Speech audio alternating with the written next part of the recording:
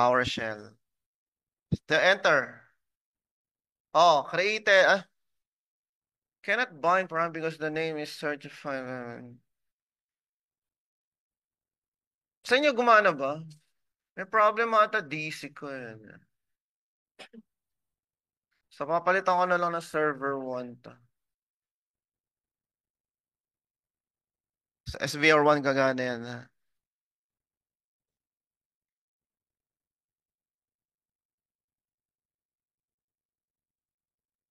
So, balik ako dito. Pinalitan ko lang yung server. Ayaw talaga. Rekta na lang natin dito.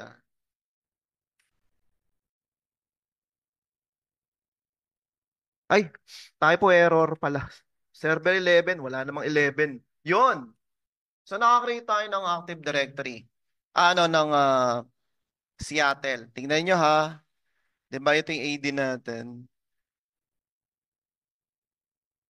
So, meron na siyang Seattle OU. Refresh. Yun. Refresh. Refresh. Or dito na mismo tayo. So, dsa.msc. So, dito na ako sa server 1. Di pa kasi nagsisynchro. Ayun o, Seattle. Kita nyo, Seattle? Okay. Dito na kayo sa SBR1. Rekta na natin para mabilis. Tapos, dito tayo sa number 2 naman. So, ito naman, makikreate siya ng user. User Anderson. Kayo, apelidin nyo ha, apelidin nyo. Control C. So, that will create under Seattle OU. Okay. Check natin, verify kung may user. Pag di nyo makita, punta kayo sa ibang structure, go back, refresh. Pag di nyo pa rin makita, close nyo lang yan. Kumbaga, re-refresh natin database. Na-type nyo lang DSAC. Ayun o. Okay? May delay may delay.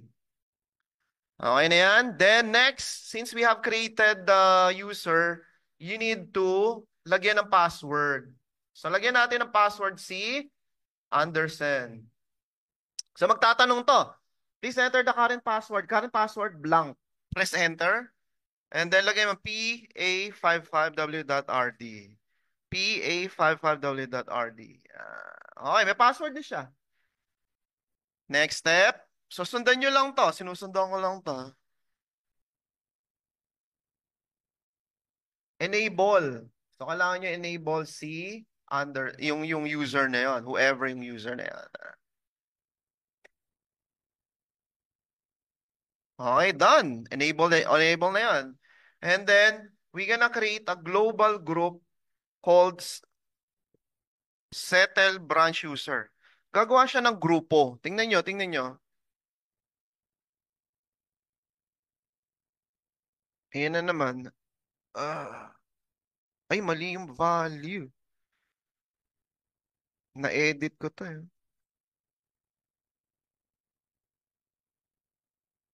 Security to. Kasi yung TY, napalitan security. Ingat na. Pinalitan. Ayan, nakakreate na ako ng group. I'll show you.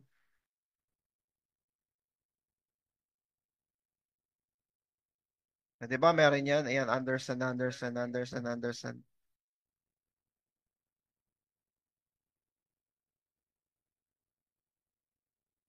Ayun, oh. Oh, settle. Sana ba kayo? Sige, sabayan ko kayo. Sabayan. Oh, sige, mag-pause muna ako. Nagtapos ako doon sa number 5.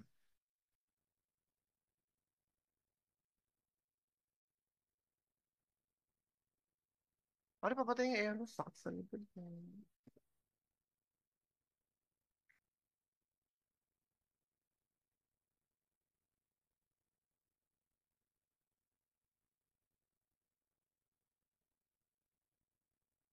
Kaka-copy-paste nila lang yung command.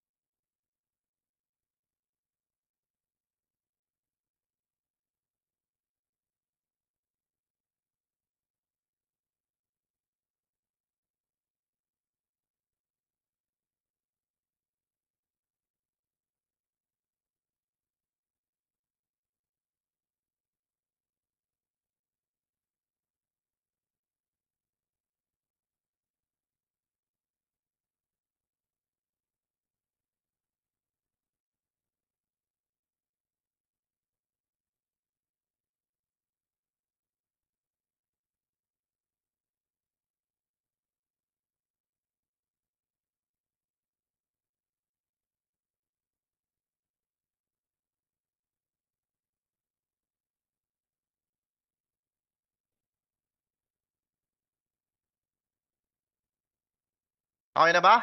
Tapos na tayo sa 5. And then, panoorin niyo muna to. Si Anderson, identity, yun, ang nag-replace eh. Ingat kayo, baka typo. Lahat ng TY pinalitan kasi. So, di ba meron tayong group?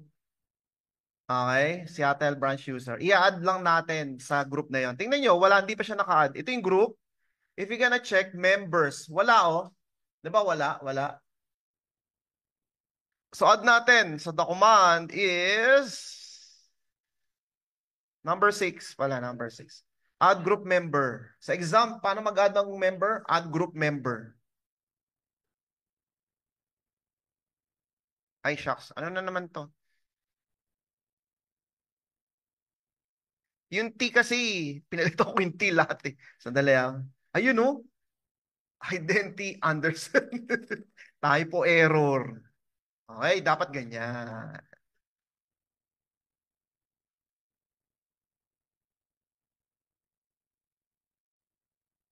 Ganun lang dapat.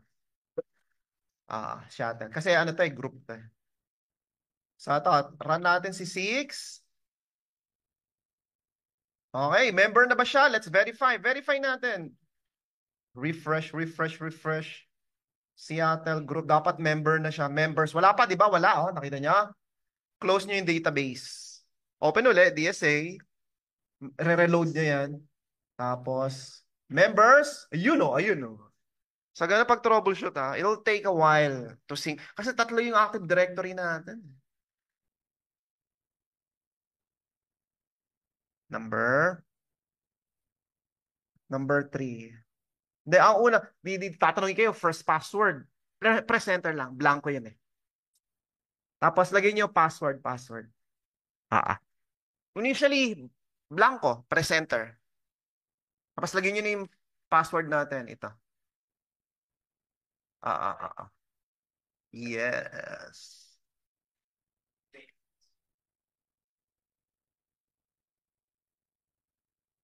Now, how do we verify kung member na siya? Ito yung command naman. Get. Oh, sino member ng Seattle? Isa si Anderson. So, you're getting familiar with the basic PowerShell command. Get, meaning display, list. Okay, next. To add the user sa local admin, wala naman kasing local administrators eh. No? So, hindi ito gagana. Check na rin natin. Oy, lunchtime na. So, hindi ito gagana. Ay, shucks, ano ba yan?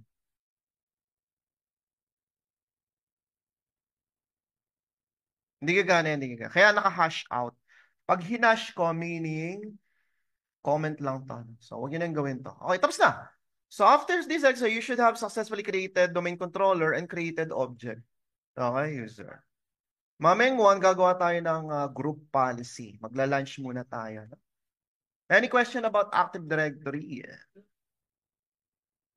Get system. Ito, verify. Ito yung command. Mas mabilis kasi PowerShell. Kasi yung kanina database, close open, di ba? Ito lang, oh, to confirm that the user is in a group, get AD group member and the name of the member. Yan. Let's verify. Na-add na ba siya? Ayo, mas mabilis 'di ba pag PowerShell? Kaya sa DSA, ayan, ayan. Okay, basic admin, so marunong na kayo. Lunch muna tayo, balik tayo launa. Tingnan ko yung Zoom ni di kayo makakonect. Ako nakakonect ako dito eh. Ano problem nila pare?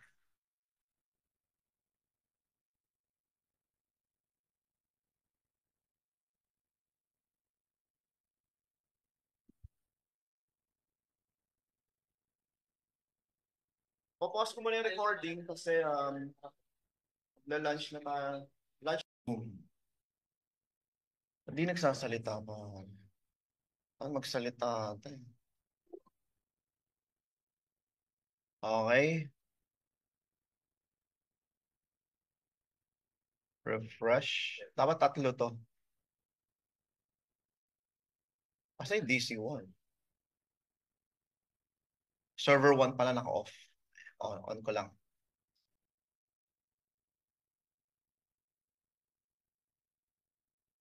So, we're gonna create a group policy. So, dito muna tayo. Exercise 2. I'm gonna make a demonstration paano yung manual. Manual muna tayo. Sige. So, open up Active Directory, users and computers. Makita nyo. Sa DC1 ako nag-open kasi patay pa yung SBR1 ko eh. So, gagawa tayo ng, so itong user na to, Seattle, si Anderson. Yan ang gagawin natin for testing, ha? Ayan. So, group policy. We need to create sa group policy. Ngayon, paano ka mag-open ng group policy dito? Wala. GPMC. So, open eyes. Ay, mali, mali. Dapat admin, no? Open eyes again. Sige, sabay tayo lahat yan. Run as admin. So, we're gonna have elevated permission. Pag hindi kasi, gonna-get an error. Okay, so ito yan. So, tataas ko lang to. Yan, to create, gawa tayo, sabayan nyo, gawa tayo ng bagong GPO. So, type nyo to open up GPO. The command is gpmc.msc. Sulat nyo yun sa notepad niyo. Group Policy Management Console. So, ito ang console ng group policy. So, we start normally sa contoso.com domain. If you click the domain, meron ditong